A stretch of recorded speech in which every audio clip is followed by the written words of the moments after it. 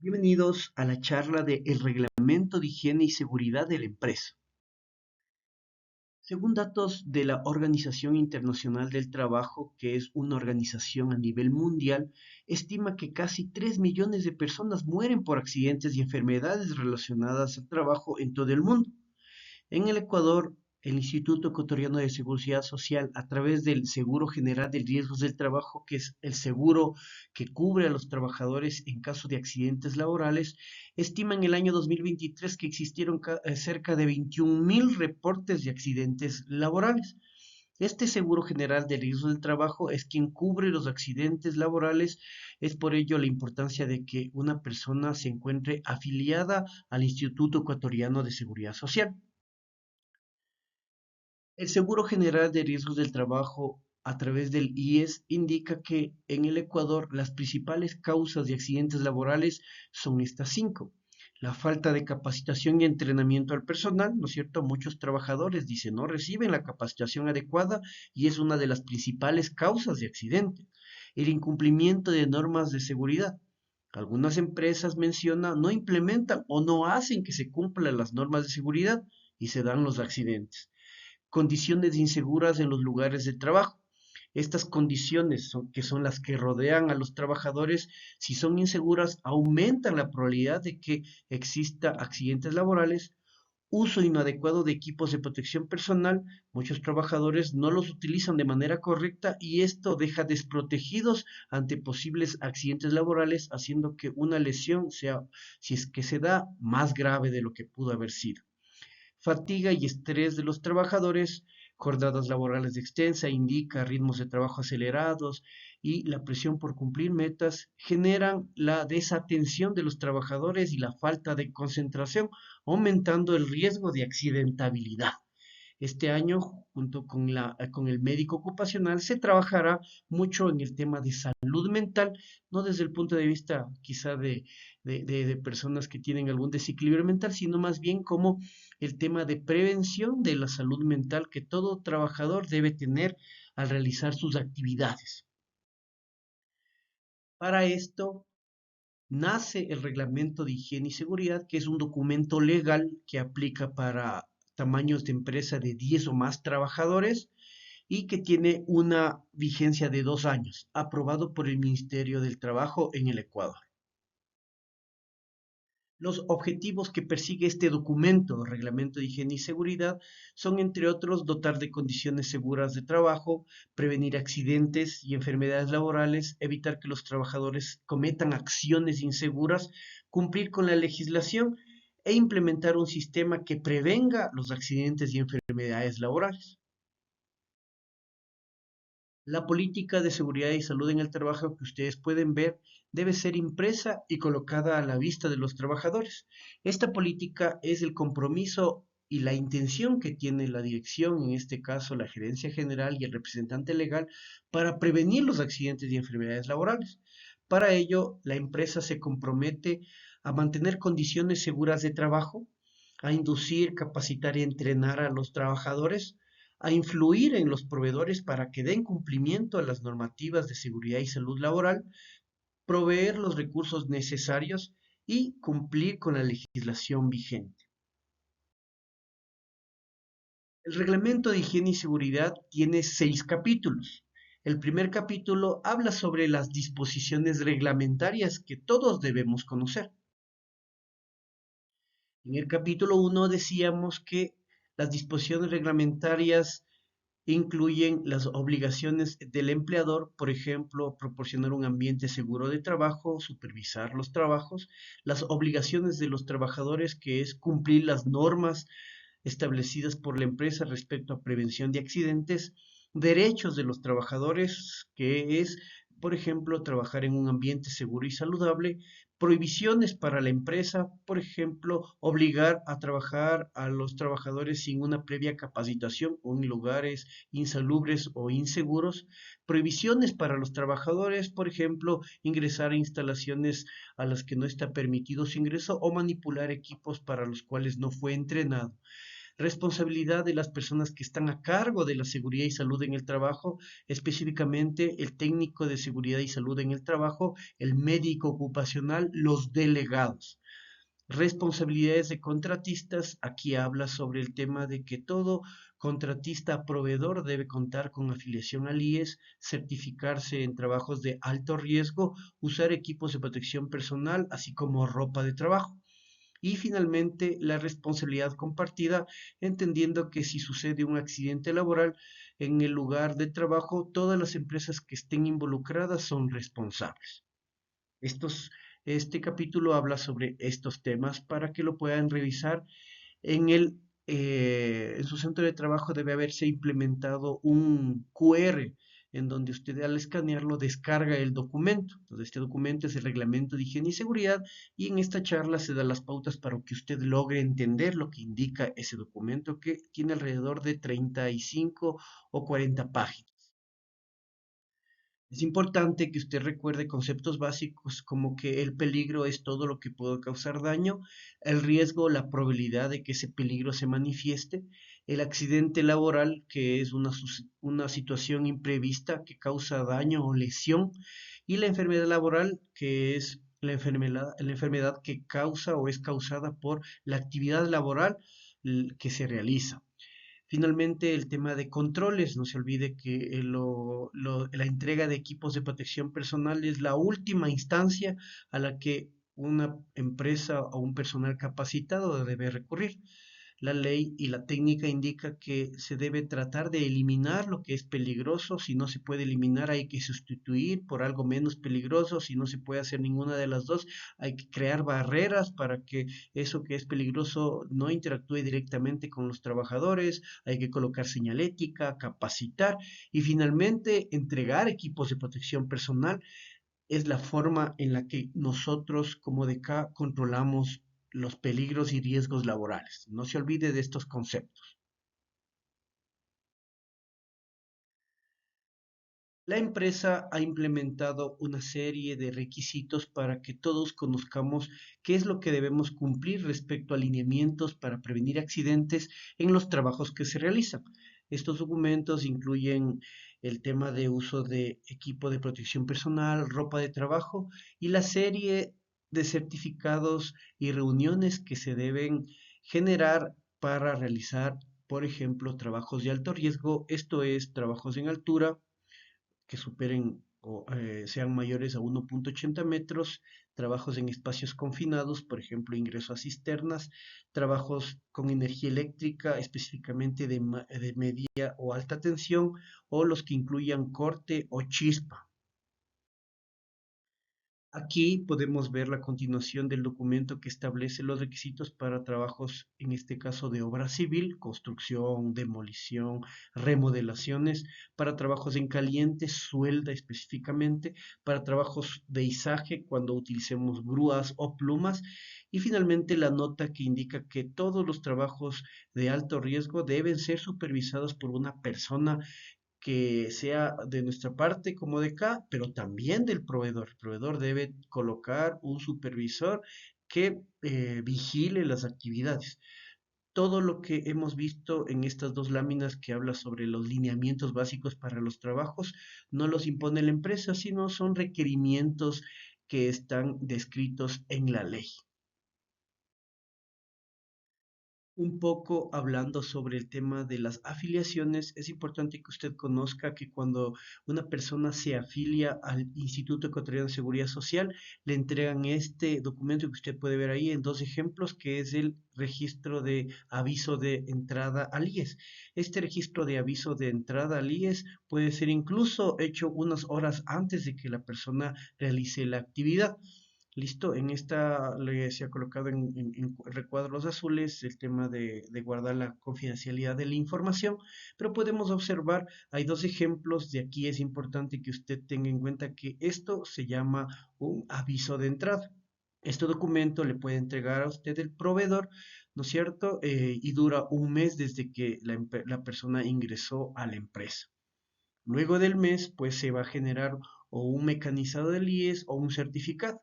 De igual manera, no le pueden entregar este documento, sino un certificado como los que vamos a ver a continuación. ¿Listo? Este es un aviso de entrada y debe estar con la fecha antes de que suceda el accidente y dentro del periodo. Por ejemplo, esta fecha que ustedes pueden ver al lado izquierdo dice que fue afectado o sacamos en el mes de mayo del año 2024 y entonces el trabajo pudo haberse realizado entre mayo y junio, ¿no es cierto? El que ustedes pueden ver al lado izquierdo, vuelta habla sobre el año 2011, mayo también, y pudo haber sido realizado el trabajo entre mayo y junio. Luego de esto, este certificado fenece, ¿no es cierto? Y da paso al siguiente. Estos certificados que ustedes pueden ver son emitidos por el Instituto Ecuatoriano de Seguridad Social a través de las plataformas a las que cada empresa tiene acceso y cuentan o dan cuenta de que la persona está afiliada. Aquí hay que tener en cuenta justo la parte en la que indica que el último aporte cancelado es hasta tal fecha.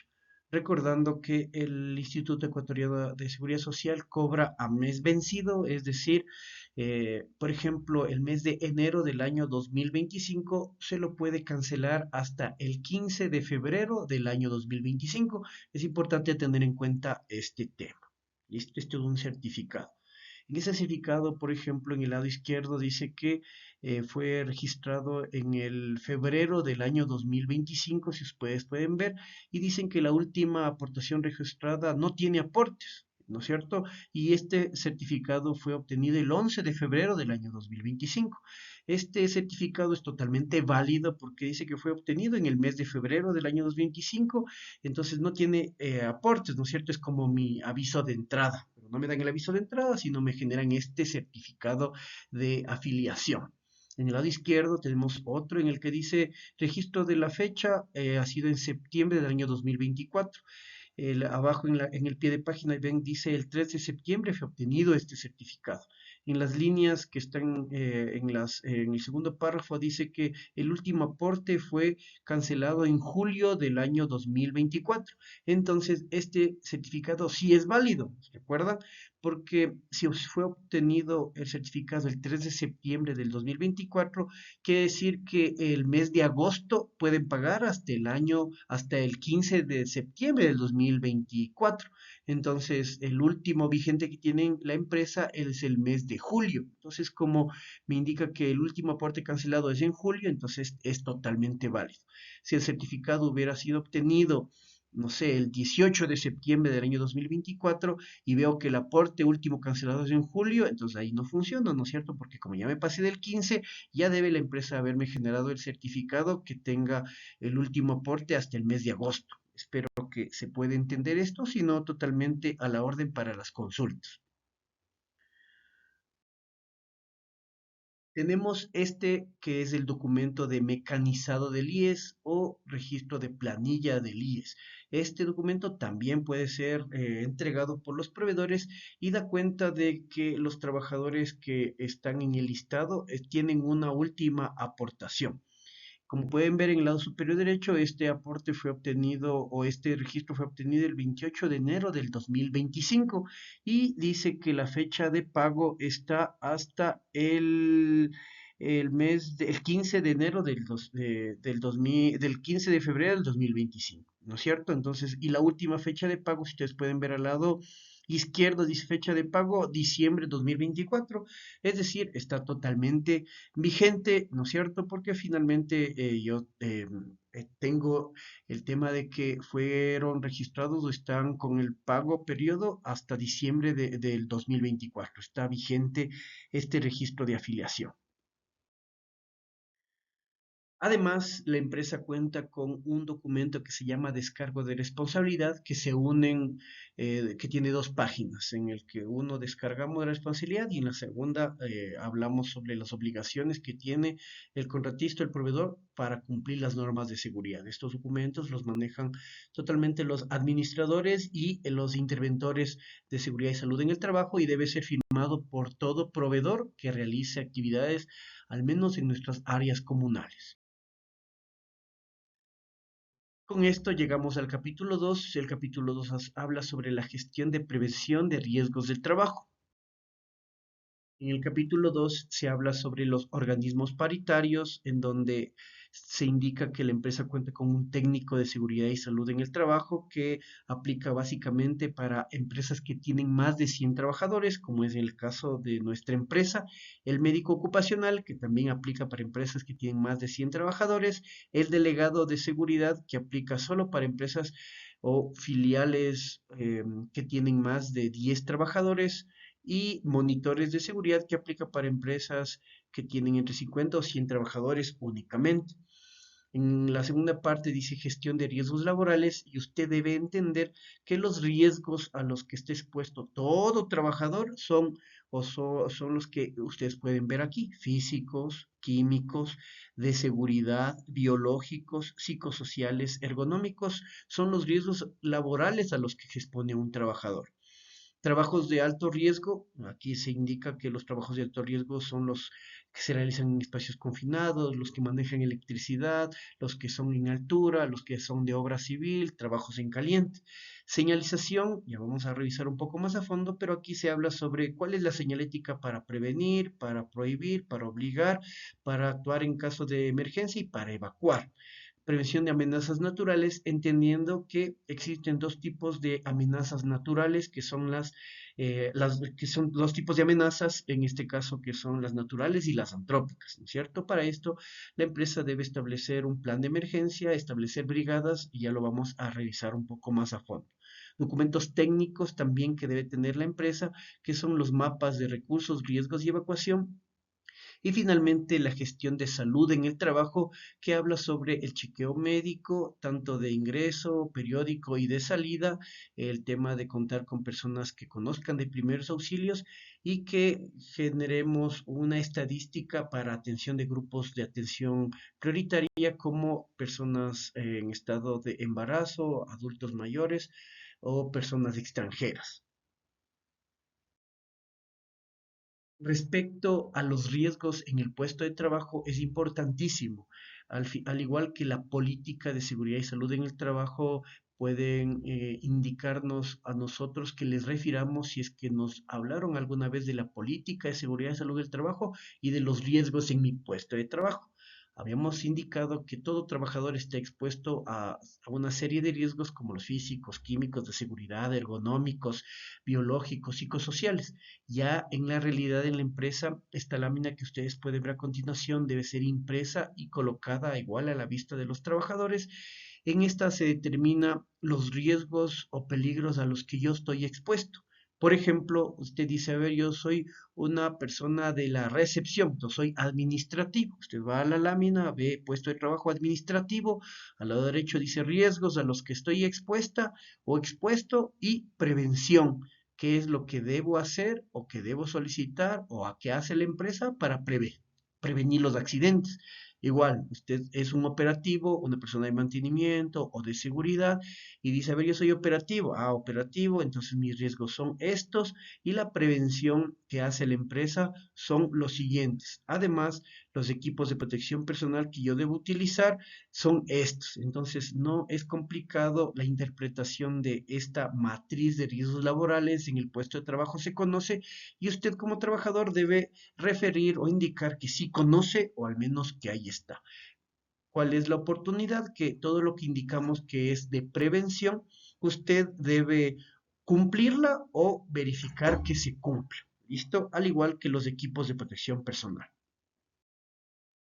Respecto a la señalización de seguridad y salud en el trabajo, aquí solo aclaramos los colores que usted debe conocer para, en todo caso, algún momento que le toque implementar, hacerlo con conciencia. El rojo para el tema de prohibición o señalización de equipos de emergencia, el tema de azul para obligación, ¿no es cierto? Obligación del tema de uso de equipo de protección personal, el amarillo para prevención respecto al tema de, por ejemplo, prevención de riesgo eléctrico, inflamable, radioactivo, peligroso, y el azul, finalmente el verde, que habla sobre una condición insegura, o una condición segura, que es el tema de señalética de evacuación, rutas de evacuación o puntos de encuentro. Entonces, estos colores son los que usted debe tener en cuenta para saber qué significan o en su caso para saber cómo implementarlos.